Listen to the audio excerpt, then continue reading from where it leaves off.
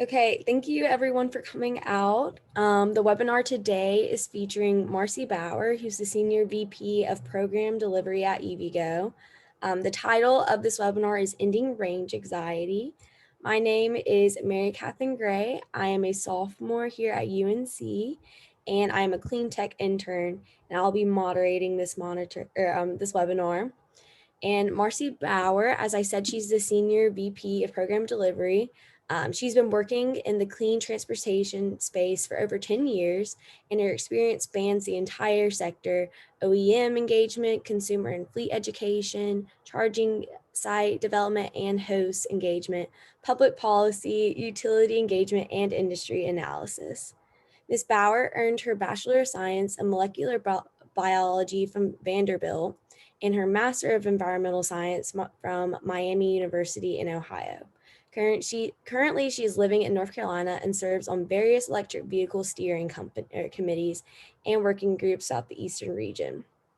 So I'll open the floor up to Ms. Bauer.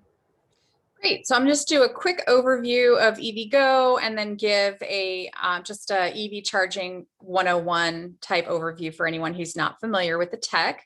EVgo is the largest public fast charger company in the US. We have over 800 charging stations in 34 states and 66 major metro markets.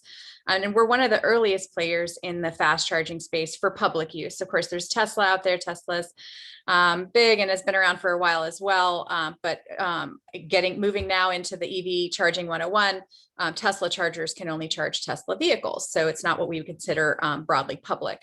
EVgo chargers typically feature two ports, two plug types, the two major standards, the CHAdeMO plug and the CCS combo plug. And then increasingly, we include a Tesla adapter with our chargers as well, so that all vehicles are able to charge at EVgo chargers. The Tesla can charge if they bring their own adapter as well, anytime. So whether or not we provide the adapter, they're still able. It just depends on the availability of that. And I just realized we don't like to call it an adapter. It's a connector. So just pushing a little bit farther into EV charging 101, there are different speeds, which we call levels. Level 1 is the slowest, and it can be accomplished by simply plugging in the charger that comes with the car into any 110, 120 volt outlet that isn't, hopefully overloaded with other types of demands. And that'll take many hours to charge the standard EV. Usually overnight, 20 plus hours from 0 to full. Level 2 charging does require a different type of outlet receptacle. It's more of like a dryer type outlet. And that then can be used also with the standard charger that comes with the car, but the other end, the end that's attached to your house or your garage, is more of that larger, heavier duty washer dryer outlet. That's level 2, and that'll take anywhere from 4 to 8 plus hours, depending on the type of level 2 charger that's installed and how fast your vehicle can take the charge. And then finally, level 3 or DC fast charging. The other two, levels 1 and 2, are typically AC current or alternating current, and fast charging is typically direct current DC fast charging. And that is more on the order of minutes rather than hours to charge your vehicle. And as you can imagine, it also involves a little bit more of an install. It's not something that you would put in your garage. It's a sizable piece of equipment that is in and of itself rather expensive, and then the installation requires full-on electrical certifications and permits and various different other hoops to jump through. Because it is direct current and higher voltage, it is very dangerous to work with unless you are a professional. So that's one of the reasons why you don't see DC fast chargers all over the place in everyone's garage and in all the condos. It's just a little bit more of a project. And that's why EVgo is here to help serve and deploy these chargers wherever people need them, at grocery stores, quick retail, quick dining, that sort of thing. Thank you so much for that overview. Very informative. So we're going to go ahead and hop into the question and answer part of our interview. And this is just going to be between Marcy and I. Please feel free to drop any questions that you have at the end of this section, and Marcy will go ahead and answer those. So my first question for you, Marcy, is what was your path to becoming the Senior VP of EVgo, and what does growth look like within EVgo's employment profile? Yeah, so I've been with EVgo for over 6 years, which in the EV charging industry is ancient. It's not a very old industry, so I've been involved in it for quite a while. Most of that time with EVgo, and I started off doing mostly site development and a little bit of engineering construction, engineering management. And so what that means is I was going out and finding sites, hosts that were willing and interested in hosting our chargers, and negotiating terms with them and executing agreements with them, and then finding contractors, working through with the contractors and the host to come up with a design that the host was amenable to, and then managing those contractors through to completion of the installation, and then picking back up with the host if they had any kind of issues along the way with their charger. And so that's sort of turnkey site development and engineering construction management. It's a little bit different in the old days out here in North Carolina. In California, where we were doing a lot higher volume installations, we had engineering, construction, and site development separated. But for us remote workers, we had to kind of wear multiple hats, and that's what I started off doing at EVgo. From there, I moved more into doing, once we launched several markets and we were, had a good baseline foundation level of fast charger deployment in those markets. I shifted a little bit more into market analysis and OEM support, automaker support. And then from there into actually managing those programs and accounts with automakers and different funding programs. And then from there grew into the program delivery role, which now pulls back. It's almost kind of full circle, but at a different level. Under program delivery, we have the site development team. So all the site developers report up through program delivery. All of engineering construction reports up through program delivery, and all of account management. So all of those automaker relationships and the funding relationships all report up through to me now. So I used to do all the things that now report up to me. So it's full circle. And in terms of support, or in terms of professional development, all levels of EVgo management are extremely focused on professional development within the ranks of EVgo. My path is not necessarily super unique, except for the fact that I've been there so long.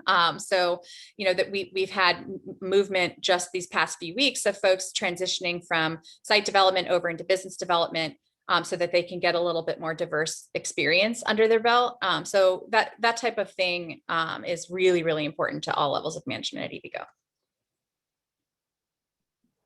Thank you.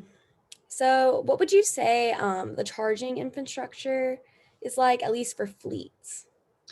So there are different segments of fleet that actually need different solutions.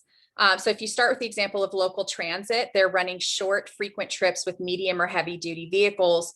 They need one type of charging solution. Something like a metro delivery fleet would need something completely different. They're probably putting on a lot more miles, still within a territory, but they're making a lot more, probably putting on a lot more miles in a day, and possibly running longer routes. And then you've got your municipal light duty fleets that may largely park overnight, and they're going to need a totally different kind of charging solution than those other two examples. And that's just the top three that come to mind. And it's not just different speeds of charging, and different layouts of charging, but it's also what kind of geography and things like amenities might need to be factored in. So like for municipal fleets and transit bus, they're going to come back to a depot. So that we don't really need to worry so much about like, what does that driver have in terms of bathrooms and coffee and snacks and whatnot, because that's already integrated into whatever, it's either integrated, into some employee break room or something, or it's going to be parked at the end of business day and the employee goes home and to access their snacks and bathroom and whatnot. Electrified rideshare, which is a fourth type of fleet application, that's a different story entirely, because those folks really do need to be out and about, putting crazy miles on their vehicles any amount of downtime for them is not usually predictable like a transit route would be. But when they make it, they need it to be short, and they usually need it to have like bio break type amenities on site. They need to be able to pick up lunch, use the bathroom while they're charging. So it's, again, a totally different, for them, fast charging is super crucial. For municipal fleet that's going to park the vehicles overnight and probably not exceed the range of the vehicle during the day, level 2 charging or even potentially level 1 charging, depending on the vehicle types, that's sufficient. But for an electrified rideshare use case, they would absolutely need fast charging and amenities and things like that. So it really totally depends on what the fleet use case is for the vehicles, what kind of charging you would install for them. Perfect. Moving on to the next question, what are your views on charging by the minute and how it will potentially change down the road? So I really don't think it's going to be very long before we see it mandated. There's already some ripples of that coming out of California, and usually once something happens to California within a few years, it's some measure of national standard. The issue with doing universal by the minute charging right now, just to get into the weeds a little bit with policy, is that not all states, different states set up their utility regulation in different ways. Some are completely deregulated, others are fully regulated, others have a little bit of a mix. And so depending on how each state runs it, the EV charger company, if they try to charge by kilowatt hour, which is the unit of electricity that they would deliver rather than by minute, then they might find themselves tangled up in being attempted to be regulated as a utility, as if they're generating power and distributing it like a full scale power plant. As you can imagine, that's not workable for an EV charger company to then take on regulations that are completely unapplicable to our business case. So that's one of the reasons why you still see per minute charging out there. There are some pros and cons, pros besides that. It does incentivize people to move along once their battery's getting full. When the battery does start to get full, I'm going to back up a little bit into EV charging 101 again. There's a taper. So, the battery is going to try to protect itself as it starts to get full, and it's going to slow down the speed that it can charge to protect itself from overheating and basically kind of, for lack of a better phrase, getting too full too fast. A battery can't overflow. That's not good for the battery. So it's going to protect itself from doing that by slowing down the fuller it gets. And so, you're going to be getting less for your minute if you pull up at 90% and try and charge on a fast charger, for a long time when you don't really need to be sitting there. You can move to a level 2 and get the same or faster, in many cases, faster rate. So we like that it does incentivize people to not sit at a charger that isn't really giving them the most bang for their buck anyway, and is blocking for someone else from being able to use it. But the market's going that way. The market's going in the direction of charging per the unit of thing that the customer wants, which is the power into their vehicle. So I don't think it'll be very long at all. I think the regulations and standards will come. We're active in this space to make sure that it's smart and done well and in a way that makes sense for the market and in a way that the market actually can comply with. It's new. So a lot of the regulators are still kind of learning. They're used to weighing and measuring units of gasoline and diesel and other types of things. So weighing and documenting the weight, not the weight, but the measurement of an electron is a little bit different for them. So we're just working with the regulators to make sure that whatever rules they come out with, when it does turn into kWh pricing, kilowatt hour pricing, that it makes sense and it's feasible and doesn't require, massive wide scale retrofits of equipment that's already pretty new. Thank you. So where exactly are EV charging stations, and have you come across any problems buying property for them to be installed? So our chargers can be located on our website. We have a map. We have a mobile app that has the charger locations on it as well. Our chargers communicate directly with and present themselves on Google Maps. So if you prefer to use Google Maps, then you can find our chargers there. PlugShare is another really popular charger locator service that our chargers populate live into. So it'll tell you if the charger's in use, if it's in maintenance, or if it's available. Gives you lots of information about about charge speed and just where to find it in the lot. It's a little bit different than pulling up to a gas station. It's pretty obvious where the gas, where the gas pumps are. But sometimes if you're pulling up to a large retail center and looking for the chargers, we want to make sure that you can find them very, very easily without driving around and around in the maze of retail. So that's how you find them as a consumer. How we find the locations that we want to site chargers at is we look for places that people want to go anyway. Right now, we do deploy chargers that are very, very fast, like in the order of charging your car in, 15 minutes or less. And that is much more of like a highway corridor, real quick, kind of getting closer to gas station experience in terms of speed. But most people don't need that kind of speed, and it's extremely expensive to deploy that. So it's really important to get the mix of speed and location placement right. If you put $1 million install of super fast charging at a movie theater, you're going to wind up with people sitting at a charger that could turn over every 15 minutes for 2 hours. So that's not something that you want. And that's not something that the customer needs. They just need it to be charged by the time they get out of the movie, right? So that's what we take a lot of care into siting our chargers that way, and making sure that the speed of charger that we put in a specific location matches the need of the driver. Generally speaking, when we're putting chargers at grocery stores, for example, it's going to match the average grocery shopping trip experience, so that people can go in, grab their groceries, for 20 minutes or 30 minutes, and then pop back out and their car is charged.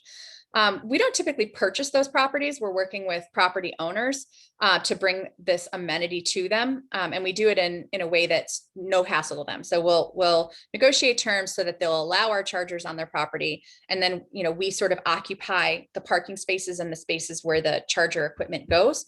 And we agree to the host that we will take care of that, charger. It's ours. It's our responsibility. They don't have to worry about it. And we just share the customers. We bring new customers to them. We bring customers that are more loyal. And likewise, we serve their customers. So our customers become each other's as they approach the lot, and they get their charging and their retail or dining or whatever it is they're there for. Perfect. So, do you have any plans to pair solar power with charging stations? And if so, how will this be made into a reality? So our network is the only one, the first to make the commitment, and still the only to actually deploy mechanisms to be 100% renewable powered, and it has been for over 2 years. I think we're into our third year of full 100% renewable powered network. So no matter where you're plugging in at an EVgo charger, somehow, some way, it's renewable powered. Obviously, if you're plugging into Duke Energy grid, it's not directly renewable powered yet. It's a mix. But we do offsets and various different things. And we're encouraging the utility markets to move more renewable as well, so that it is more and more direct over time. That's happening. But in the meantime, we've committed to making sure one way or another that the customer doesn't have to make that hard choice between, electric and gas. We can show them all the models in the world and all the research in the world that demonstrates that even today, with today's mix, electric vehicles are cleaner, even with today's electric grid mix. But there's still some confusing and contradicting information flowing around out there, and we don't want the customer to have any hard choices to make here. So that's one of the reasons why we did that. In terms of pairing solar directly with EV charging, typically solar works the best when it's got a nice, giant, flat, ideally oriented surface to point at the sun, and it's usually very, very large expanse of space to collect up all of those solar rays and turn them into energy. And the EV charger itself is not, I said earlier, it's larger than like what you would put in your garage, but it's still pretty small. So to put solar canopy over the top of that typically doesn't actually collect a whole lot of energy compared to just putting it on the roof of the adjacent building. So we strongly encourage our retail partners, and they're already thinking about this. I mean, their sustainability goals and reporting is already fairly strong across the board. So they're already looking at putting solar on their roofs and solar topping their parking garages. And we would absolutely encourage that. But there's not really any need or extra benefit to tying those directly to the chargers. What that does is it just makes the mix cleaner, and it makes it easier for us to to achieve the 100% renewable claim, and to achieve that in reality. But putting solar directly on the top of the charger just doesn't generate enough electricity, and it would need to be stored in a way that then adds so much cost and so much space that the host has to decide, am I willing to allow a giant battery also to be on my property? And those hard decisions, again, they don't need to be made, because they'll reap so much more benefit from putting solar on the roof than they would from putting solar on the top of a small charger. Okay, thank you. So you mentioned Duke Energy. So I'm about to ask a loaded question. First, I'm going to ask, where exactly is the power coming from? What is the dynamic like with your different partnerships, so different states in that sense?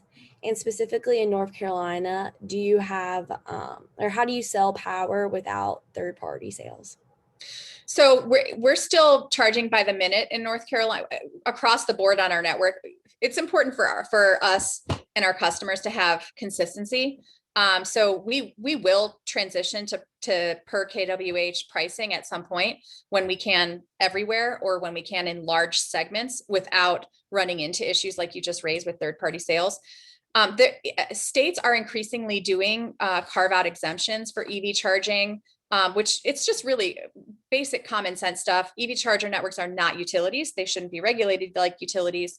But what we need is either the legislative or the administrative rulemaking foundation underneath that, to make sure that we don't wind up being litigated or chased after to be regulated as a utility. And all the charging networks are in that same boat. Some have greater threshold of risk tolerance to just like roll the dice and see if any utility lawyers come after them.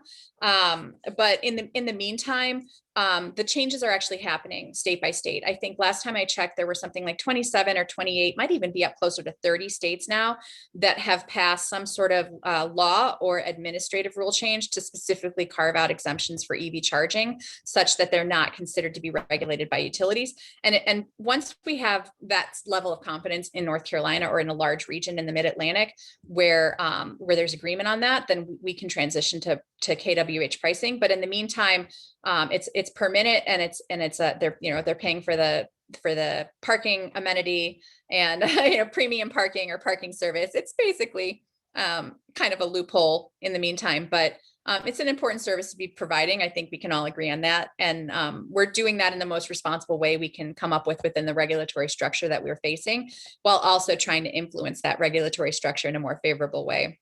And we're really not getting much pushback from the utilities per se. I mean, they want to get involved too. It's new load for them. So it's not so much that they don't necessarily want EV charger companies to be regulated as utilities either. But yeah, there is some competition directly, and we see a lot of value in utilities participating in EV charging where it makes sense. We think it's really important for them to, for example, participate on the make-ready side. The utility upgrade costs can be substantial. And in areas where the utilities are participating on the make-ready side, where they're upgrading power and making sure that all the utility side work is ready to receive and ready to power up a large, fast, power hungry EV charger deployment, that helps us go much faster, and it helps us be able to deploy more broadly. So we're very much in favor of that. In areas where the commercial market just really can't make the business case to go into those places yet, like super far out there corridors where you're going to see very low utilization for years and years and years, it's really hard to convince board members and potential future stockholders to accept expensive installs that are going to sit unused potentially for years, but make people feel a lot better about getting an EV in the meantime. So those types of use cases, absolutely, utilities should be helping the market along. But we don't usually welcome direct competition from utilities in markets where we're already doing well. Like, there's EVgo and 2 or 3 of our competitors actively building because the business case is there. We don't really need any help from the utilities to build. What we need help from the utilities on is to have EV specific charging rates, like electricity rates that make sense for EV chargers. Because this is kind of new. They don't, sometimes these utilities are trying to kind of cram us into existing tariffs that they have, and it doesn't always make sense where we wind up getting slotted. So to have utilities working on coming up with EV charging tariffs that make sense, help, coming up with demand charge relief efforts in the early days. And because that's a whole other technical discussion, which I'm happy to discuss if anyone has a question about it, but demand charges can be very challenging to overcome. And then finally, those the make ready piece is just huge in those same markets, and we welcome all of that. There are cases where we actually white label for utilities where it's our charger and where they own the charger, but we network and manage it. And that is also reflective of, I think, utilities that understand that this is a totally different core competency from what they're used to running. They're used to running very large power plants, and then their customer service is oriented very differently as well. And the way that they orient, real estate acquisition and maintenance of assets, it's all very, very different from EV charging. We have established, and our competitors have established, core competencies that take years to build up. And so, we're already here. Use us. We will deploy these chargers wherever you need. But yeah, in some states, we're seeing some direct competition from utilities where it's really not needed. There's already plenty. Thank you. As the webinar title indicates, range anxiety is a problem that people are concerned with. So how has EVgo addressed this issue? So we have more than 800 fast charging locations, as I said at the top, 34 states, 66 metro markets. With an EVgo account as well, we have a roaming agreement with ChargePoint. So our customers can roam on ChargePoint chargers, which dramatically expands their access, especially to level 2 chargers out in public and at various different workplaces. ChargePoint's done a great job deploying lots and lots of that, like not quite the slowest level, but like the middle level, which is a really good fit for a work day or a half a work day. Just plug it in the morning, go out at lunch and move your car so your coworker can plug their car in.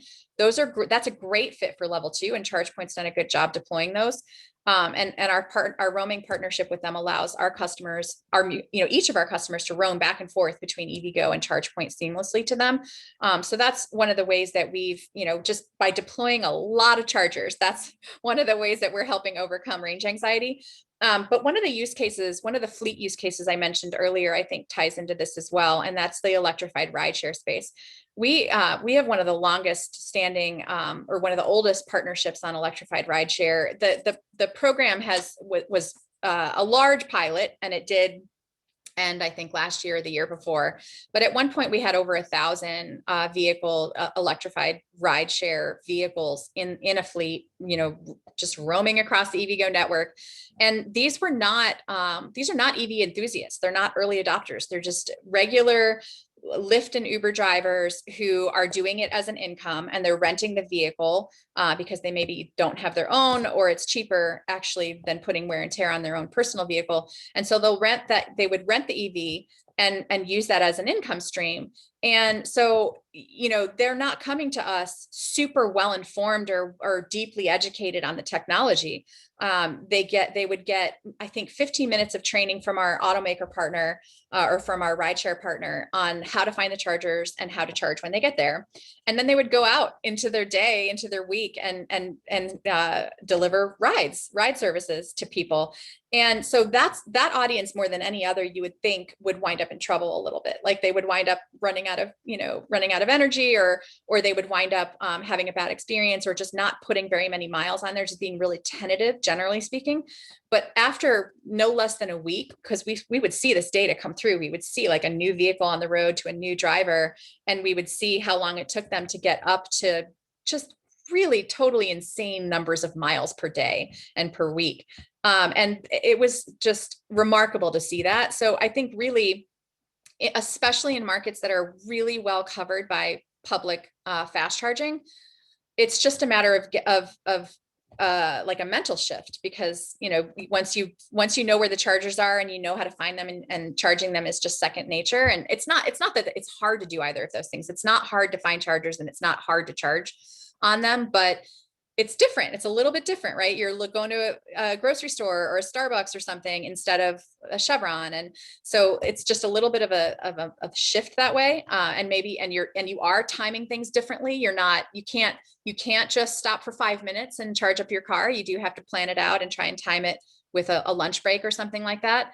But I mean, in the numbers that we were seeing coming out of these rideshare drivers, if they can figure it out, I have a lot more hope for range anxiety just really diminishing. And then, so that's what we're doing. We're deploying chargers where people want and need them to be, just in mass numbers. We're going to be tripling our network in short order. And we have massive goals for network growth by the end of 2025. And so that's what we're contributing. But on the flip side, you're also seeing longer and longer ranges come out of the car makers. And so those two things together will really help go a long way to assuaging people's range anxiety. Thank you. So we have one final question before we move on to people, or opening up the floor for the Q&A for other people. And this question is, what makes EVgo stand out from other charging station companies? So EVgo runs an owner-operator model wherein, and this is our core. I mean, there are exceptions. We do carve-outs, as I mentioned earlier. We white label for some utilities, but the majority of our network is owner-operated, which means that we own the charger and we maintain full responsibility from start to finish. What that means is we can find the highest quality, most appealing, most attractive locations for our chargers. Because we don't have to, we're not selling them to whoever raises their hand. We're putting them where we know people want to go. We know there's a high demand right now for EV charging, or we expect based on our market intelligence that there will be. So it gives us really strong freedom to be able to deploy exactly where we know they're going to need to be.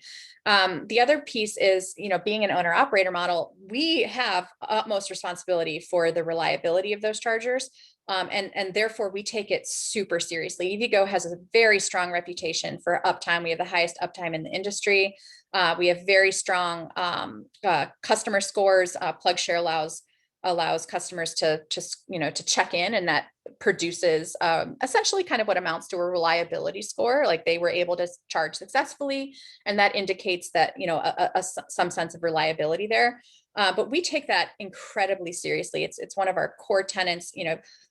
Until we have chargers on every corner, it's extremely important that the chargers that are out there are reliable, and the customer has a strong confidence that it will work when they come up to it. And it is newer technology. So, that is one, in terms of range anxiety, that's one of the things that we have to overcome perception wise as well, is that, when someone pulls up to that charger, they need to know that it's going to work, because they can't just go across the street usually to find another one.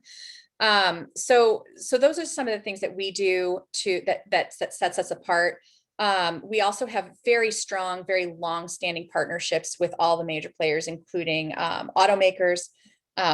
So we've been long-standing partnerships with them to overlap incentives to new EV customers. So that, it pairs that. It harkens back a little bit to the old days of when you'd buy a car sometimes as part of the sale. If you negotiated extra hard just to make the sale, the dealership might throw in some, like a gas card or something like that.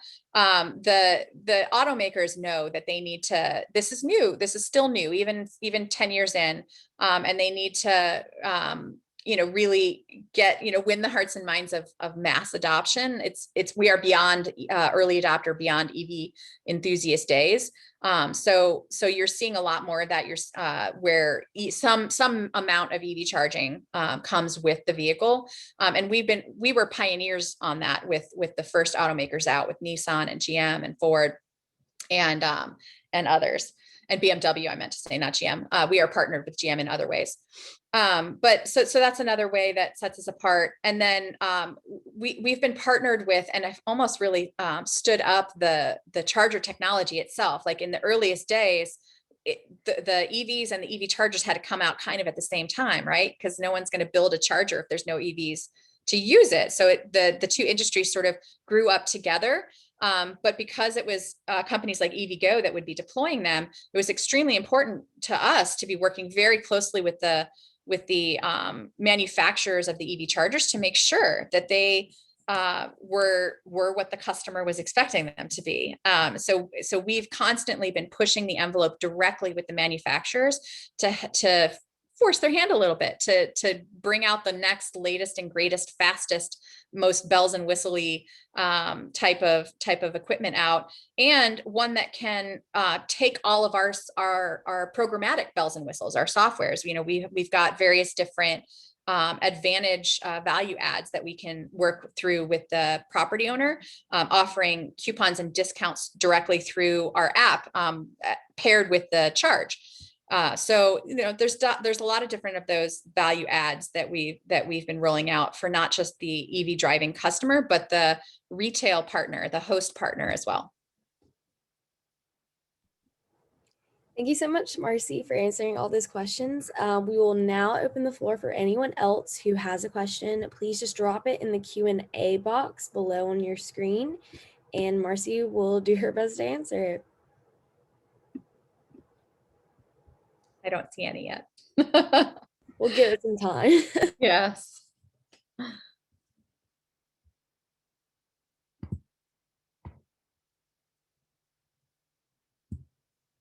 I wish I had thought of this earlier, but I should do a poll if anyone also maybe in the chat. So questions in the Q&A, but if you want to do in the chat, whether or not you yourself have ever driven an EV, or if you have a family member, you or a family member owns one, I'd love to hear, you could do a hand raise. I think that we have that feature.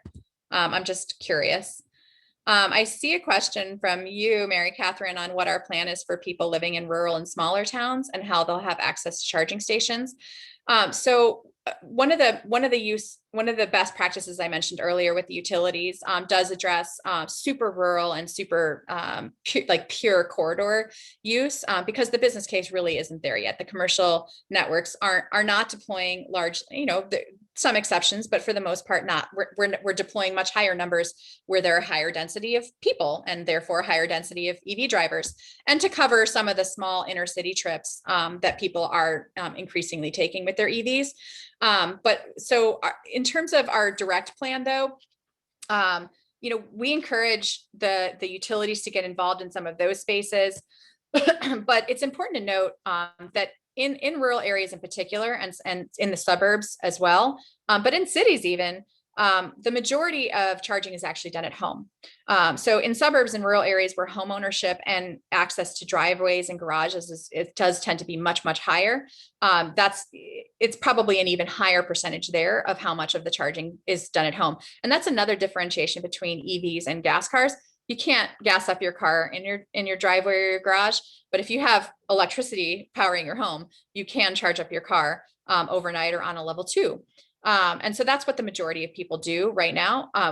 That's not to say that we're writing that off. We're not writing that off at all. I mean, increasingly, as the vehicle ranges do get long enough where people who live really far out there can still make it work, the market will follow. And generally speaking, the market, we try not to follow, we try to stay just a tiny bit ahead. So, we're working very closely with the automakers. We have sneak peeks into ranges and things like that, so that we can see okay, there's a 400-mile range or a 500-mile range vehicle coming out. That's a game changer. We do need to get, those cars will get snatched up, or there's an electric pickup truck.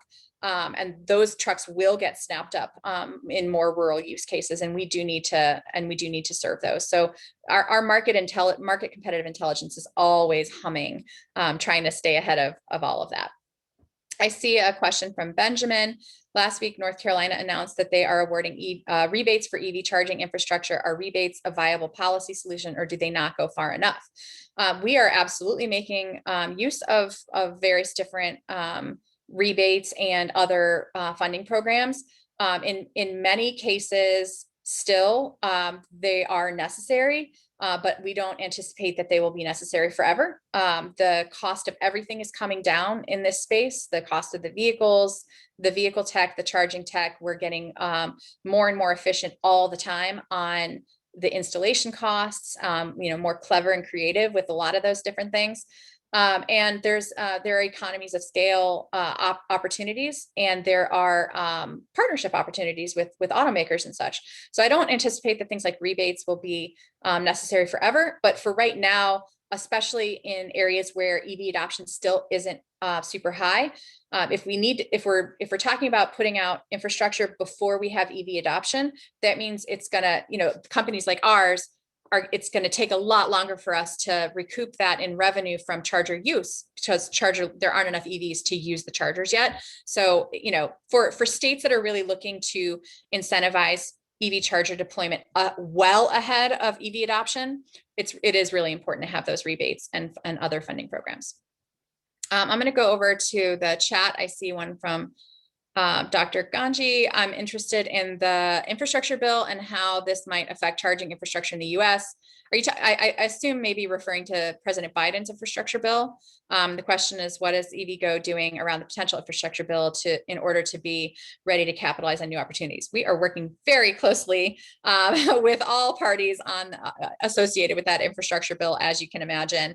Our CEO, Kathy Zoy, actually worked in the administration years and years ago, the presidency with then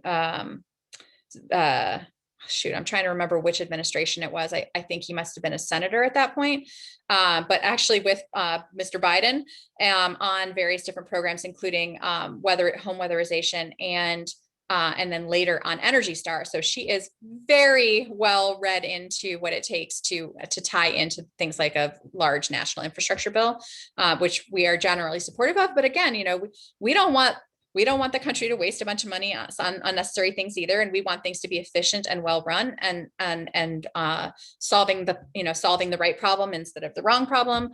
So we're working really closely to help make sure that it's as well structured as possible.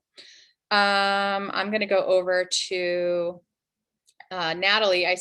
Do you see a time in the future when the upfront cost of electric vehicles is actually cheaper than conventional gas vehicles? Yes, I do. I don't have a crystal ball, so I don't know if it's 5 years or 10 years, but it's coming. The cost of batteries, which is the most expensive component of the vehicle, by far, is coming down on a downward curve that is much steeper than any of the analysts predicted when the Leaf and the Tesla and the Chevy Volt first came out so many years ago.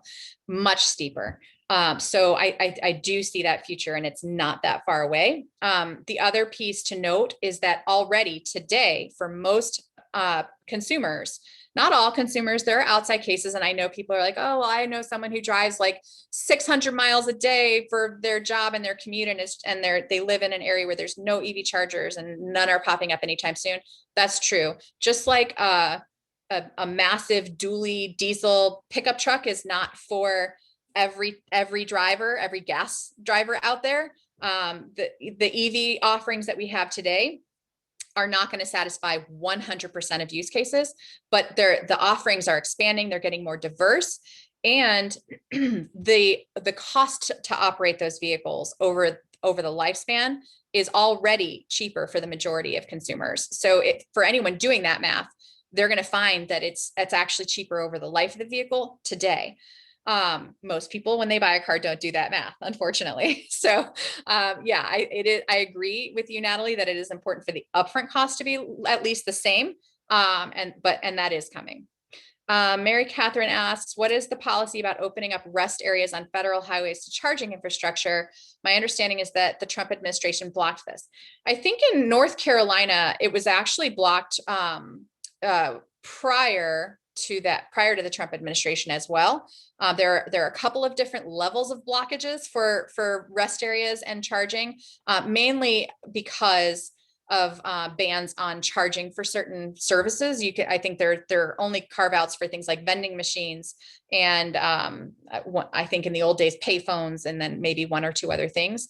But other than that, unless you are willing to just pay the electricity cost yourself as the host, if you're the one installing it, and pay all the maintenance and recoup $0 in revenue just because, I don't know, you're a philanthropist. There's no way to do that right now. In terms of the value and use case of that, though, we do want to deploy chargers along highways, that there is the value to that. But rest area, it's debatable whether or not rest areas versus like a large travel travel stop, TJ's or Sheets or something where people can also like pop in and grab a made to order coffee or a burger or something like that. Which of those use cases actually makes more sense. So for us, it hasn't really been an impediment to not be able to deploy at rest areas, because we would rather anyway deploy at a Sheets, so which we can do.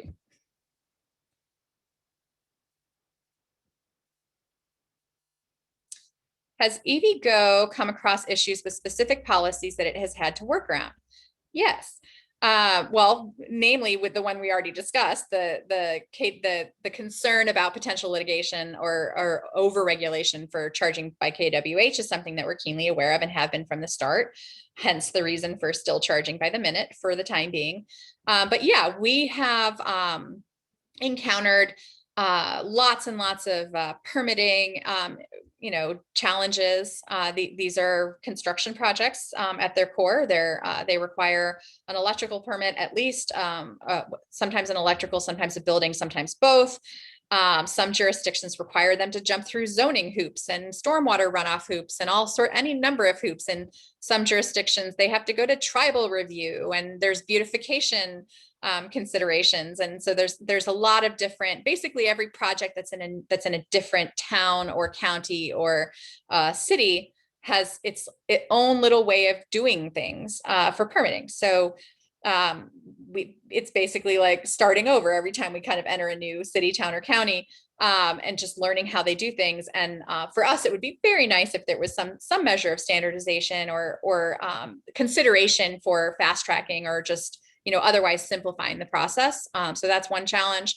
Likewise with the utilities, we encounter some utility structures, tariff structures, the way that they do interconnect, the way that they schedule their work, the amount of time it takes them to order equipment if they need to install a new transformer. Utilities have an obligation to serve, right? If a customer needs power, they have to bring it, but there's really no. Some jurisdictions have rules about how long it takes them to do that. Most do not. So they can take a good long time if they really want to, or if they need to. So we do have a lot of work to streamline those types of, I would still call them policies because they are affected at the policy level. I read that EVgo and GM are aiming to accelerate widespread EV adoption by adding fast chargers nationwide. How are they planning to do so? So it's a very public announcement. And so I'm not going to completely repeat the headline, but it's something on the order of 2,700 chargers, charging stalls that we're going to build together with GM. And these would be chargers that any EV can use. It's not proprietary like Tesla's. It can be used by Tesla, GM, Nissan, whoever wants to pull up and use these chargers can. But GM, like our partners, like our more longstanding partners in Nissan and BMW, sees the value in really accelerating EV charger deployment by way of accelerating or using EV charger deployment to also then encourage broader EV adoption.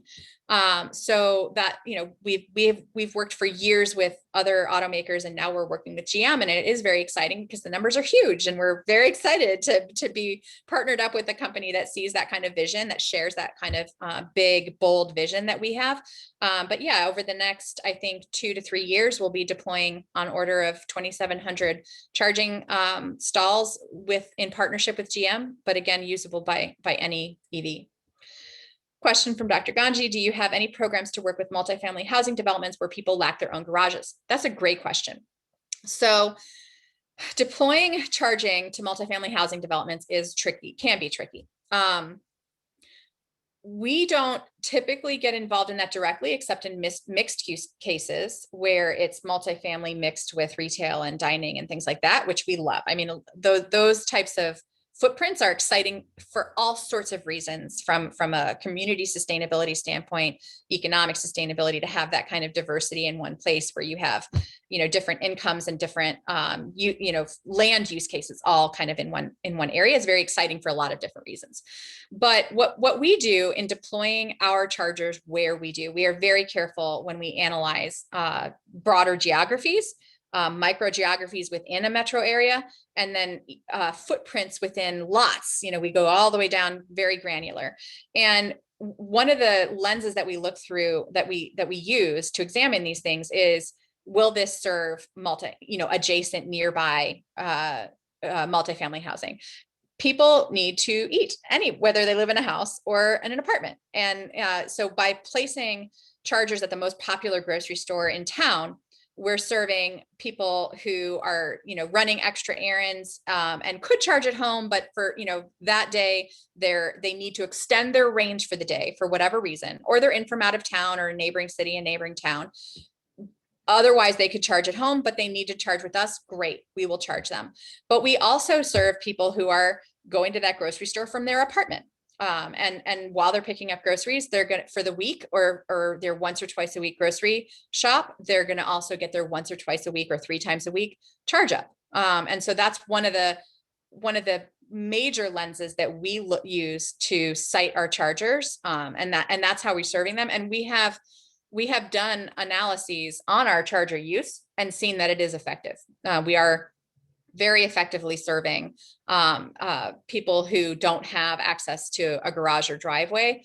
And that will only improve over time. I mean, I wouldn't say that we're, fully permanent, like our current network fully permanently serves that market. But as we deploy those 2,700 with GM and all the others that we're going to deploy on top of that, using that lens will help us continue to better serve that population as well.